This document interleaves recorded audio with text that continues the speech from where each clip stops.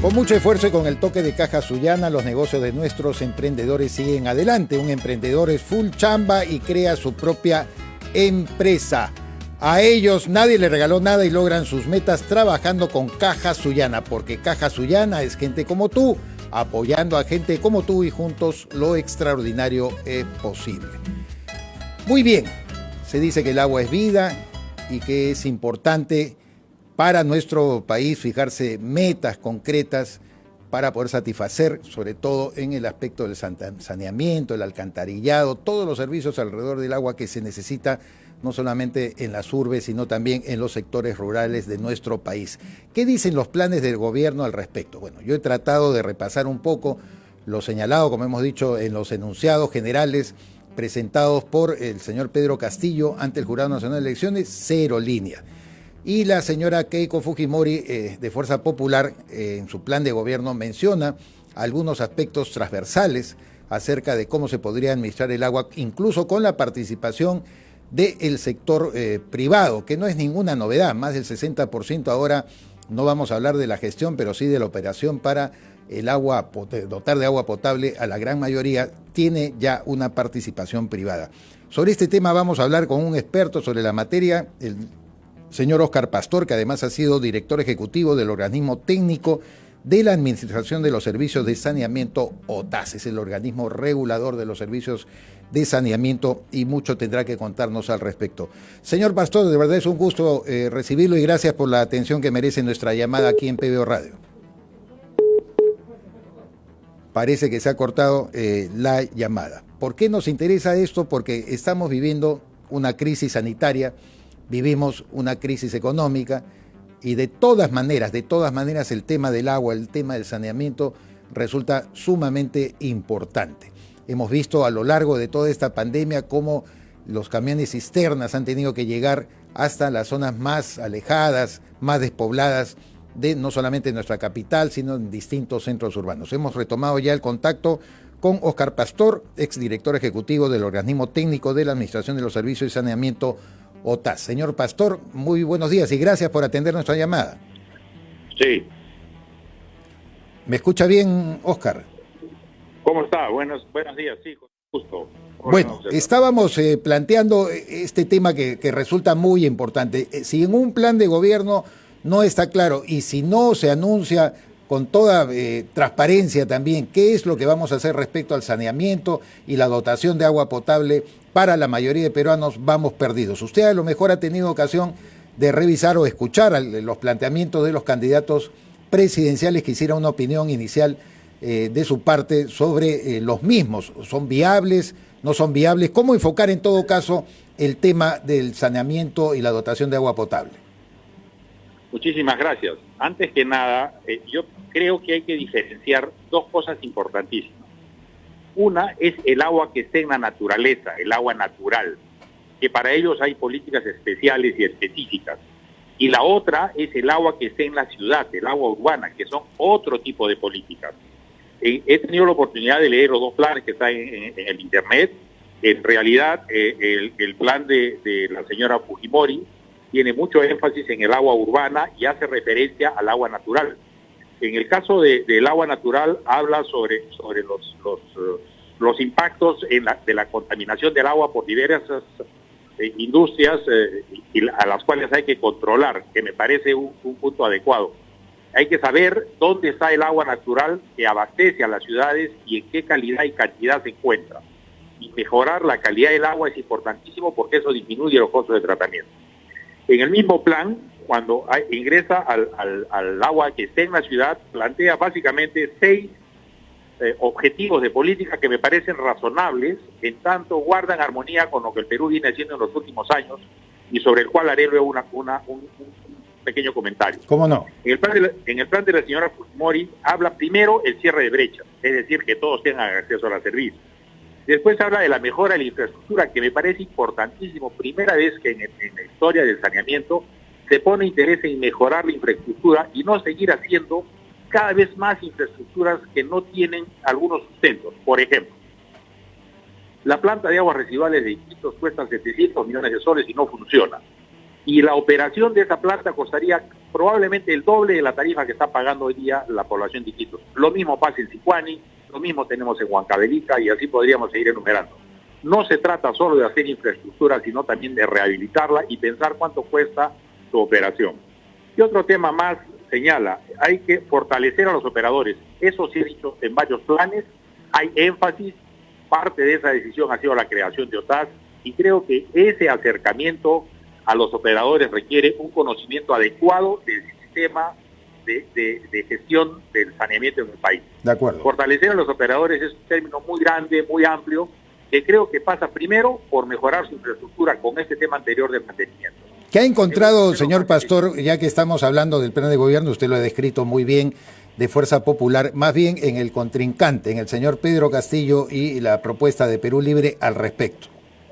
Bueno, en el caso de Perú Libre he encontrado generalidades políticas con amplio contenido político que hablan sobre las diferencias políticas de la región y el centro de la ciudad, sobre qué va a hacer el gobierno y el partido en este gobierno, que el gobierno va a hacer obras y el partido va a construir el espíritu del país, y que es un plan contestatario al neoliberalismo. Más allá de esas generalidades, habla, como en todos los planes, la importancia del agua en la salud, que debe estar presente en las viviendas, y la única referencia precisa al agua es una propuesta de desalación de agua, ¿no? Todo lo demás está relacionado en términos generales a propuestas políticas de esta naturaleza y prohibir la privatización del agua, que no creo que eso sea preocupación, claro, porque nunca ha pasado eso en el Perú en los últimos años. Ahora, desde su perspectiva, don Óscar Pastor, ¿cómo debe enfrentar el próximo gobierno a partir del 28 de julio? Yo hablaba que la verdad, como se ha dicho, los impactos del COVID-19 que han desnudado tantas falencias de nuestra sociedad, del propio Estado, una de las más dramáticas es ver llegar los camiones cisternas, todavía algunas localidades del círculo urbano, no solamente de nuestra capital, sino también del interior del país, en las zonas urbanas, y uno se pregunta, caramba, ¿por qué tenemos que estar todavía en esta situación? ¿Qué es lo que debe hacer el próximo gobierno, según su criterio, a partir del 28 de julio respecto al agua? Primero, entender que gestionar el Estado necesita cierto nivel de experiencia y, por supuesto, que la decisión de hacer algunos cambios. Las grandes inversiones en el Perú demoran probablemente entre 10 y 15 años. Las plantas de Lima, las plantas de Arequipa, la planta de Cusco, todas han demorado 15 años. Entonces, no se puede seguir creyendo que con decisiones de 24 horas se va a resolver el país. O sea, hay que corregir ese concepto que le hace daño. Segundo, pensar que lo que se tiene que buscar primero es planificación urbana para no ir yendo detrás de las ciudades, sino la ciudad debe ir detrás de las redes, que es lo que no pasa. Otra de las cosas, creo que hay que poner mucha incidencia en la rehabilitación y mejora de los actuales sistemas. Le cuento, con alegría yo he visto que Lima ya licitó una obra de 1.200 millones de soles. Es el presupuesto de todo el año para inversiones en el país, para Lima. Genial. Pero Moyobamba necesita 8 millones, Cañete necesita 9, Liabamba lo está haciendo con 4 millones para repotenciar sus plantas. Con pequeñas inversiones se puede incrementar la producción de agua. Con pequeñas inversiones se puede mejorar la distribución del agua. Hay que cambiar por lo menos unos 10.000 kilómetros de tubería. Y con la situación actual que tienen las empresas, les es imposible. Con la forma como está planteada su gestión y administración, no tienen capacidad de desarrollar proyectos de alcance nacional que puedan mejorar la situación del agua.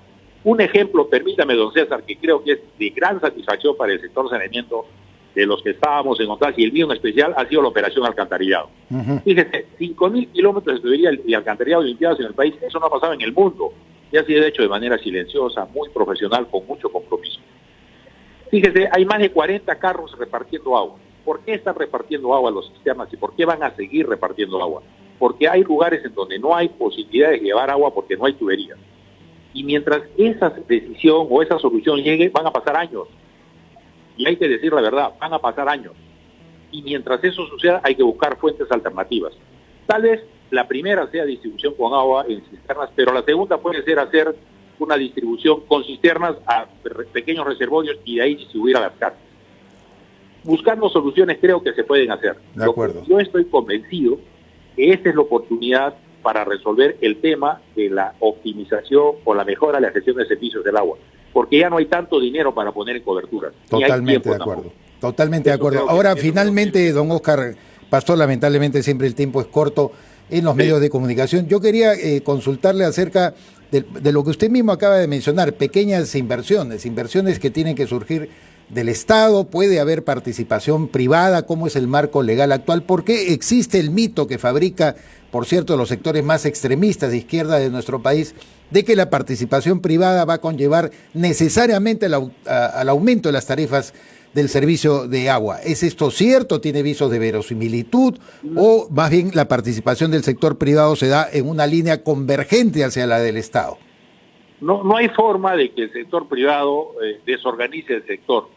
Lo único que va a hacer el sector privado cuando ingrese a operar en cualquiera de los sistemas o subsistemas del sector saneamiento es mejorar la productividad y jalar la mejora de las otras empresas. Sí pueden intervenir, de hecho que intervienen. Así es. Varias empresas del país tienen, por ejemplo, Lima, el agua del río Chillón está administrada por terceros hace 25 años. Así es. Yo no sé si alguien del cono norte de Lima o de la zona norte de Lima conozca que el agua proviene de una empresa privada. Así es. No, yo no sé si la Provisur, que también ha sido hecho con inversiones privadas, les ha cambiado la vida a la zona sur de Lima y no pasa absolutamente nada.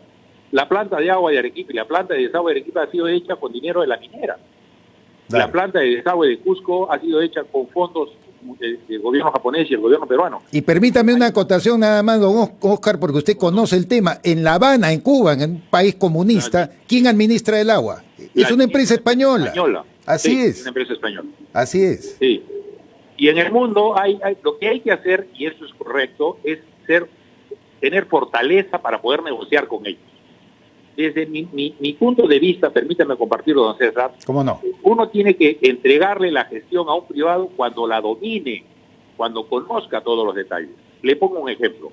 En la ciudad de Tumbes, cuando llegó el Ministerio de Vivienda a través de Lotas a administrar la empresa de Tumbes, que realmente fue una situación bastante criticable para mí, había en la empresa 40,000 y pico conexiones. Se tomó la decisión de hacer un catastro comercial en toda la empresa, en todas las ciudades donde operaba, y encontramos como 6,000 conexiones más. Y vamos a seguir encontrando más. Entonces, ¿cuánto puede entrar el sector? Cuando tengamos claridad de cómo es nuestro sistema, cómo opera, cuánto cuesta, qué cantidad, y así podemos negociar realmente. No le digamos, administrame 40 cuando hay 50. Exacto. Entonces, hay actividades que se pueden transferir, seguro que hay un montón de empresas que lo hacen. Todos los sistemas de seguridad en las empresas son de terceros. Totalmente. Y también hay que reconocer, permítame hacerlo expreso, que muchísimas actividades en todas las empresas del país tienen altos niveles de eficiencia. Así es. Y eso hay que saludar para dejar en claro que sí se está haciendo gestión de saneamiento a través de los trabajadores de las empresas. Clarísimo, don Óscar Pastor, exdirector ejecutivo del organismo técnico de la Administración de los Servicios de Saneamiento OTAS. Es lo que queríamos escuchar de la boca de un técnico, con la claridad que lo ha explicado usted, don Óscar. Creo que los peruanos van a tomar una buena decisión también de cara a las elecciones del 6 de junio. Don César, permítame utilizar la gran audiencia que usted tiene para pedirle al gobierno que disponga la vacunación de los trabajadores del sector saneamiento. No puede postergarse más. Es gente que está en contacto con la ciudad, sale a las calles, opera plantas. Y entonces yo no sé, tan difícil es poner 10,000 o 8,000 vacunas para el sector saneamiento, haría un gran favor al país. Creo que esa es una demanda justa que hay que atenderla. Buen punto, don Óscar. Muchísimas gracias. De verdad, yo me hago eco de lo mismo, porque están en la primera línea también de contacto y sirviendo como las enfermeras, los bomberos, los policías, las Fuerzas Armadas a nuestro país. Muchísimas gracias, don Óscar Pastor. Estaremos en una próxima oportunidad en contacto. Muchas gracias, don César. Los órdenes. Gracias. Vean ustedes, nos hemos esforzado, Quique, ¿no es cierto?, así como la entrevista que le hicimos al exministro de Economía y Finanzas, Luis Miguel Castilla, el otro día, como con don Óscar Pastor, que por si acaso ha evaluado el programa de gobierno de la señora Keiko Fujimori, y Óscar Pastor no tiene nada que ver con el partido. Él ha sido jefe de OTAS, director ejecutivo de OTAS, en el gobierno del señor Martín Vizcarra. Es un técnico, es una persona que conoce, que lo ha explicado absolutamente con claridad. ¿Cuál es el mejor plan de gobierno respecto a este elemento que usted va a tener que buscar y va a querer con efectividad a partir del próximo 28 de julio? Entonces evalúe. Lo que intentamos aquí es que usted, más que con el corazón y con el hígado, vote con la razón. Quiénes tienen los mejores planteamientos y cómo se puede evaluar sobre todo las propuestas en torno al agua potable y a los servicios de alcantarillado. Trae tu carro a los talleres Alese, los talleres mejor ubicados en Lima. Contamos con tecnología de punta y un equipo de expertos con el respaldo de 25 años de experiencia en el sector automotriz. Saca tu cita y visítanos entre las 11 de la mañana y 2 de la tarde para nuestro Happy Hour de lubricación a tan solo, escúchalo bien, 99 soles. Y en tiempo preferencial, además. Te regalamos la rotación de neumáticos y desinfección de cabina. Llama al 617-3939, Talleres Alese. Arranca tu día con el magazine más dinámico del Perú. Noticias, entrevistas, efemérides, política, Espectáculos. Y todos los deportes. Las eliminatorias al Mundial, la Liga 1 y la Champions. De lunes a sábado de 6 a 10 de la mañana por Willax Televisión y por TVO Radio 91.9 FM, la radio con fe. los astros te serán propicios en TVO. Por Facebook, Twitter y YouTube. Suscríbete y activa las notificaciones. A veces es difícil elegir qué mascota tener. Gato. Perro. Gato. Pero para elegir tu lote, Facilote. Obvio. porque comprar tu lote es facilote. Elige cómo. Ingresa a terreno.pe o llámanos al 616-9009. Centenario,